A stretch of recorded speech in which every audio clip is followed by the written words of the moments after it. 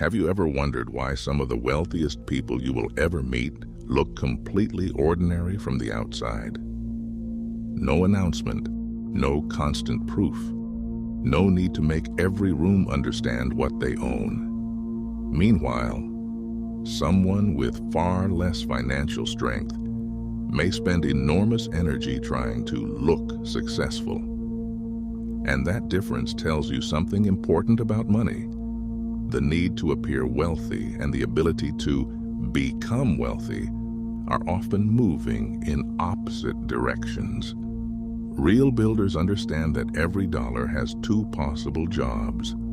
It can buy a signal, or it can buy an asset. It can purchase attention, or it can purchase freedom. It can impress someone today, or it can create options for you tomorrow. Most people are trained to choose the signal. Earn more, upgrade the car, get promoted, upgrade the lifestyle, make a profitable investment, tell everybody. The internet reinforces this because visibility is rewarded immediately. You post the achievement and receive likes within minutes. You buy the expensive thing and people notice instantly. But real financial strength usually grows much more slowly. Cash reserves are boring. Ownership is boring. Paying down debt is boring. Studying businesses is boring. Building valuable skills for years is boring. Yet these boring decisions are often the very things creating extraordinary freedom later. That is why the person obsessed with appearing successful can unknowingly destroy the conditions required to become secure. Every visible upgrade becomes a new standard. The new standard becomes a new monthly obligation. The obligation becomes something you must continue financing. And suddenly your income may have increased, but your freedom has not. You simply built a more expensive version of the same dependency. This is why the first rule of quiet wealth is simple. Do not let your lifestyle expose every increase in your capacity. If your income increases, you do not have to prove it. If your investments grow, you do not have to announce them. If your business becomes stronger, you do not need strangers to confirm that you are winning. Let the distance between what you can spend and what you need to spend become your power, because unused capacity becomes opportunity. It becomes liquidity, it becomes patience, it becomes the ability to wait for the right deal instead of accepting the first one. It becomes the ability to walk away from people who disrespect you.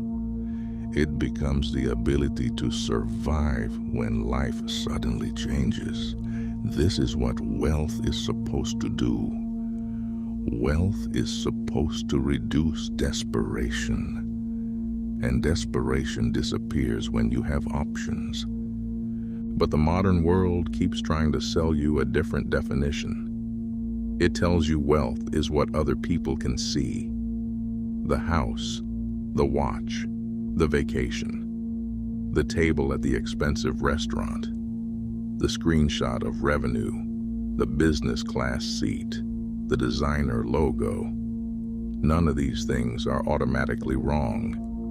Enjoying quality is not a financial crime. The problem begins when consumption becomes communication, when the main purpose of the purchase is not what it does for you, but what it tells everybody else about you. Ask yourself something uncomfortable. If nobody could ever know what you bought, would you still want exactly the same things? Remove the badge from the car. Remove the logo from the shirt. Remove the ability to post the house online. Remove the possibility that anyone will know what the watch costs. Do you still want it? Sometimes the answer will be yes. Good. Then the purchase may genuinely matter to you. But sometimes the answer reveals something else. You were not buying the object. You were buying recognition. And recognition is one of the most expensive things money can purchase because it never stays satisfied. The first luxury item gets attention, then attention fades. So the next purchase has to be bigger. The next trip has to look better. The next house has to communicate greater success. You are no longer enjoying wealth. You are feeding an audience, and audiences are hungry. This is how people with enormous income become financially fragile. They earn more than almost everyone around them, but have created a life that requires enormous income every month simply to remain intact. They cannot slow down. They cannot take a year to build something different. They cannot leave a bad partnership. They cannot tolerate temporary income loss. They look powerful, but their obligations control them. Meanwhile, someone earning much less may have cash reserves, low debt, multiple sources of income, strong insurance protection, valuable skills, and a lifestyle that costs far less than their capability. Which person has more freedom? The answer is not obvious from Instagram. That is why serious builders stop measuring themselves by visible consumption and begin measuring something much more important: resilience. How long can you survive without income? How quickly can you adapt when circumstances change? How much of what you own produces value instead of consuming it? How much control do you have over your time? How many decisions are you making from strategy rather than financial panic? These questions reveal wealth far more accurately than appearance ever will. And this is where being underestimated becomes useful. Most people think being underestimated is something you should immediately correct. Someone thinks you earn less than you do? Correct them. Someone thinks your business is smaller than it is. Show them the numbers. Someone thinks you are still figuring things out. Prove them wrong. But why? Why give away useful information simply because your ego wants recognition? Sometimes letting people underestimate you gives you a better view of the world. People behave differently around someone they believe cannot benefit them. They become more honest. They reveal more. They stop performing. You learn who treats people with respect even when status is absent. You learn who keeps promises without an audience. You learn who exaggerates, who gossips, who becomes generous only around powerful people, who disappears during pressure, who suddenly becomes your friend once they believe your position has improved. That information is valuable because business, investing, and wealth are not only about numbers. They are about people. The quality of your partners affects your wealth. The integrity of the people around you affects your wealth.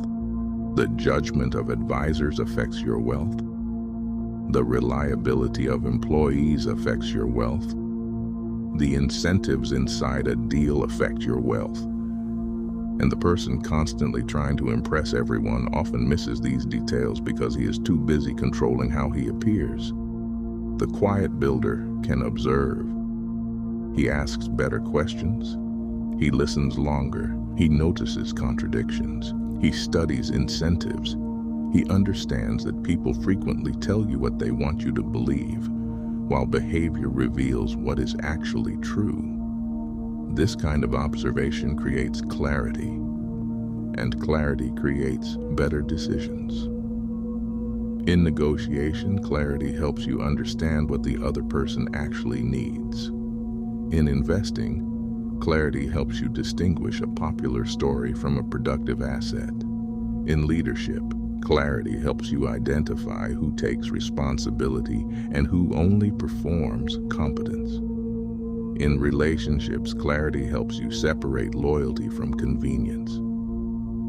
You do not need to manipulate anyone. You simply need to stop being so desperate to be understood that you forget to understand everyone else. That is a different kind of strength. Quiet strength. There's another advantage to building quietly. It protects you from premature satisfaction. People love announcing things before they exist. I'm starting a company. I'm becoming an investor. I'm changing my life. I'm launching something huge. And before the work begins, congratulations arrive. People praise the idea. Friends tell you how successful you are going to become. Social media rewards the announcement, and your brain receives a small taste of the emotional reward that should have come after the result. This is where talking becomes dangerous. Talking can imitate achievement. Buying equipment can imitate progress.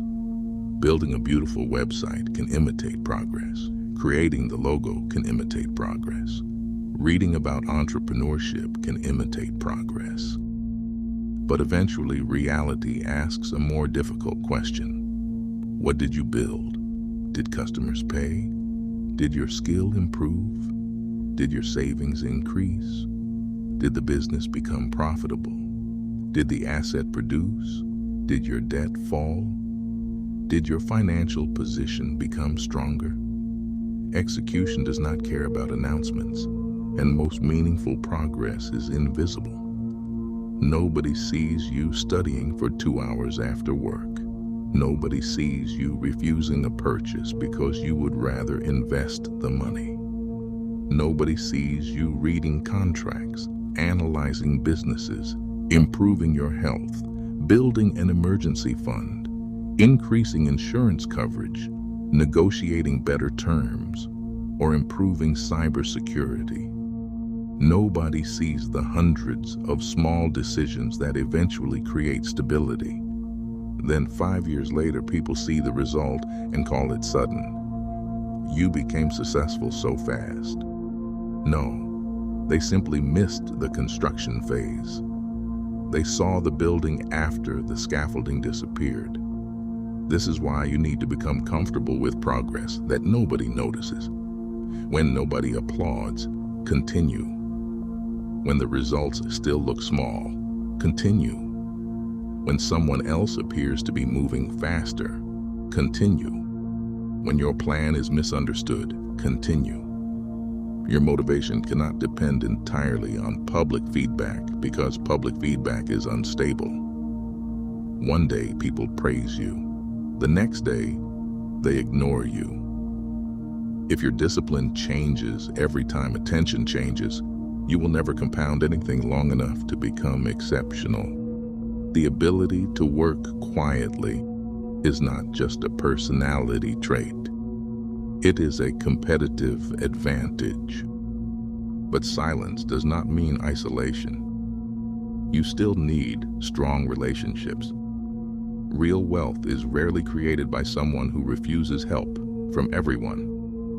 You need mentors who have already made mistakes you can avoid. You need advisors who understand things outside your expertise. You need partners who bring strengths you do not have. You need employees who can execute areas of the business better than you. You need clients who trust your value. You need friends who are willing to tell you when your ego is becoming expensive. The goal is not to shut people out. The goal is to control access. Not every person deserves the same information. Trust should grow through evidence.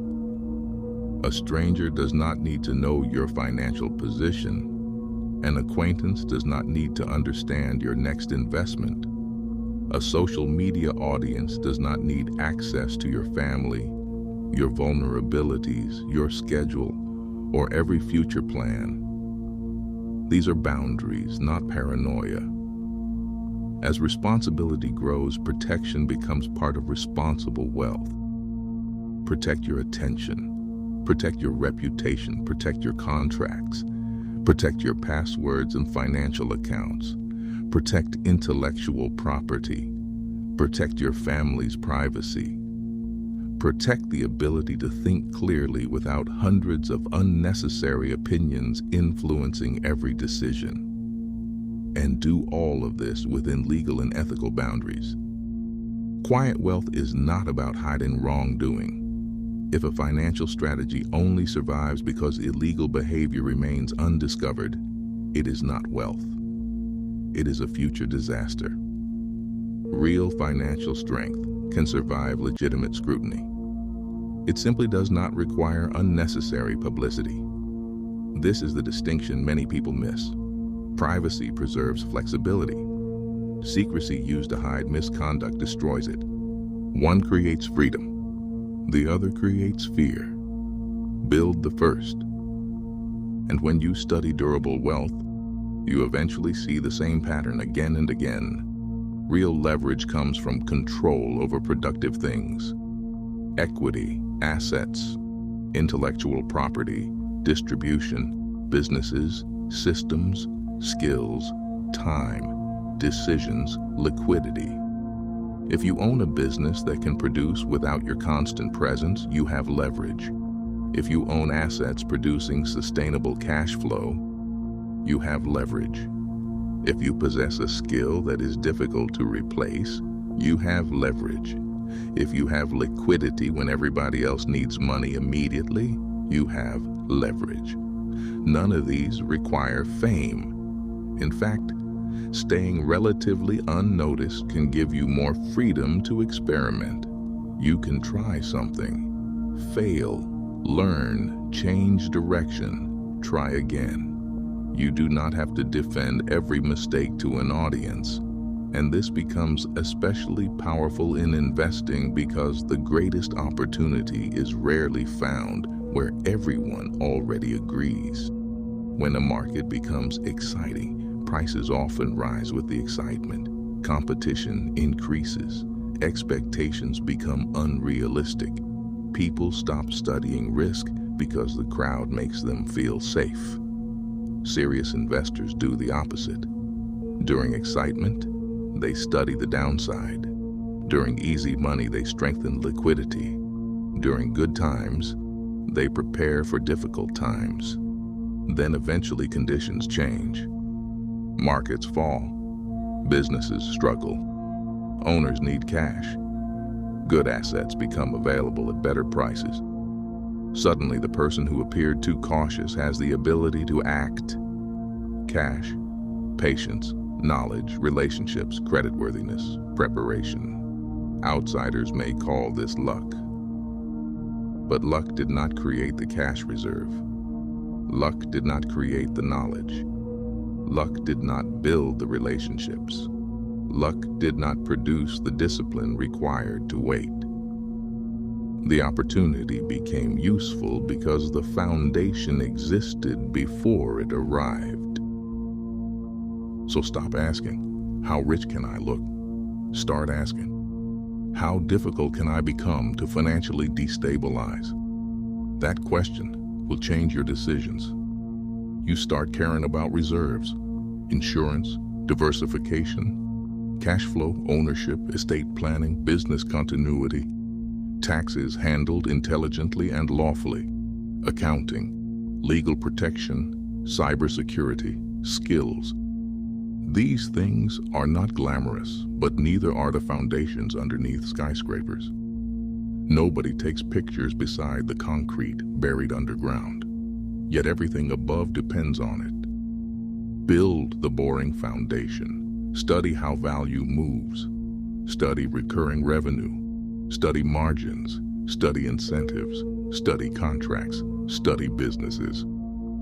Understand why customers pay and why certain assets continue producing when excitement disappears. Redirect money that once purchased validation toward assets. Redirect money that once purchased attention toward time. Redirect energy once spent proving yourself toward becoming more capable.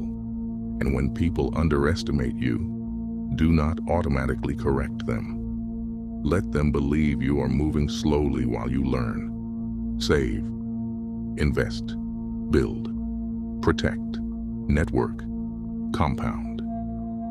Years later, some will call you lucky. Let them. They did not see the opportunities you rejected, the unnecessary purchases you avoided, the risks you studied, the nights you worked, or the years when progress looked invisible. Wealth is not simply what you earn. Wealth is what you keep, what you control, what continues producing, what gives you choices, what allows you to sleep without desperately protecting an image. That kind of wealth is built by someone willing to delay gratification and work before recognition arrives. Someone who understands that silence is not inactivity. Silence is where plans become clearer. Silence is where discipline becomes stronger. Silence is where capital gets enough time to compound. So become comfortable with invisible progress. Become comfortable being underestimated. You are not building for applause. You are building for options. You are building for security. You are building for freedom. You are building for legacy. If this message speaks to you, write this in the comments. I build before I show. Protect your peace. Protect your strategy. Protect your future. Let the foundation become strong before the world sees the result. Build quietly. Think independently. Move intelligently. And when the world finally notices what you created, make sure you no longer need its approval. Build the wealth first. Let the results speak later.